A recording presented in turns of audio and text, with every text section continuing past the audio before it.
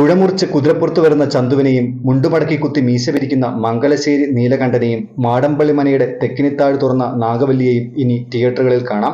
അതെ, മലയാള സിനിമയിൽ ഇനി ഹിറ്റുകളുടെ റിലീസ് കാലമാണ് വരാൻ പോകുന്നത്.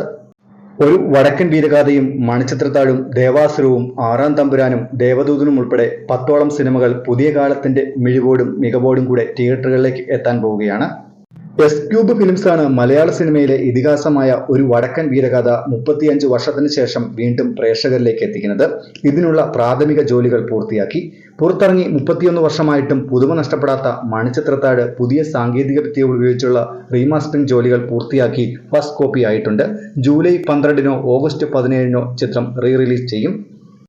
ചിത്രത്തിന്റെ ഓവർസീസ് അവകാശത്തിനായി ചില വലിയ കമ്പനികളുമായി ചർച്ചകൾ നടക്കുന്നു എന്നാണ് റീമാസ്റ്ററിംഗിന് നേതൃത്വം നൽകിയ മാറ്റിനി നൗവിന്റെ ഉടമ ഡി സോമൻപിള്ള പറഞ്ഞത്. മാറ്റിനി നൗവും സംവിധായകൻ ഫാസിലും നിർമ്മാതാവ് സ്വർഗചിത്ര അപ്പച്ചനും ചേർന്നാണ് മണിച്ചിത്രത്താഴ് വീണ്ടും പുറത്തിറക്കുക.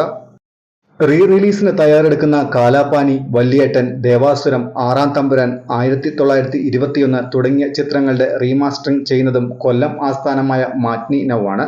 മോഹൻലാൽ നായകനായി 2000 പുറത്തിറങ്ങിയ ദേവദൂതൻ വീണ്ടും റിലീസ് ചെയ്യുന്നതിന് മുന്നോടിയായി 4K എഡിറ്റിംഗും DI ജോലികളും കഴിഞ്ഞു. ചിത്രം 2-3 മാസത്തിനുള്ളിൽ തിയേറ്ററുകളിലേക്ക് എത്തിക്കാനാണ് ഉദ്ദേശിക്കുന്നതെന്ന് നിർമ്മാതാവ് സിയാദ് കോക്കർ പറഞ്ഞു. രഞ്ജിത്ത് ഒരുക്കിയ പാലേരി മാണിക്യം ഒരു പാതിര കൊലപാതകത്തിന്റെ കഥ 15 വർഷത്തിന് ശേഷം റിലീസ് ചെയ്യുന്നതിനുള്ള പ്രാഥമിക ജോലികളിലാണ് നിർമ്മാതാവ് മഹാസുബൈർ. മോഹൻലാലിന്റെ എക്കാലത്തെയും ഹിറ്റ് ചിത്രം കിരീടം വീണ്ടും തിയേറ്ററുകളിലേക്ക് എത്തിക്കുന്നതിനുള്ള ആലോചനയുണ്ടെന്ന് നിർമ്മാതാവ് കിരീടം ഉണ്ണിയും പറയുന്നു. സാങ്കേതിക മേന്മ വരുത്തി വീണ്ടും തിയേറ്ററുകളിലേക്ക് എത്തിയ സ്ഫടികത്തിന്റെ വിജയമാണ് പല നിർമ്മാതാക്കളെയും റിലീസിന് പ്രേരിപ്പിക്കുന്നത്. ഒരു കാലഘട്ടത്തിൽ മലയാള സിനിമാ പ്രേമികളെ ആവേശം കൊള്ളിച്ച ഇത്തരം ചിത്രങ്ങൾ വീണ്ടും തിയേറ്ററുകളിലേക്ക് എത്തുന്നത് മലയാള സിനിമയുടെ ചരിത്രത്തിൽ തന്നെ ഇടം പിടിക്കുന്ന ഒന്നായി മാറും. ഈ ചിത്രങ്ങളെ പറ്റിയുള്ള നിങ്ങളുടെ അഭിപ്രായങ്ങൾ കമന്റ് ചെയ്യാൻ മറക്കല്ലേ.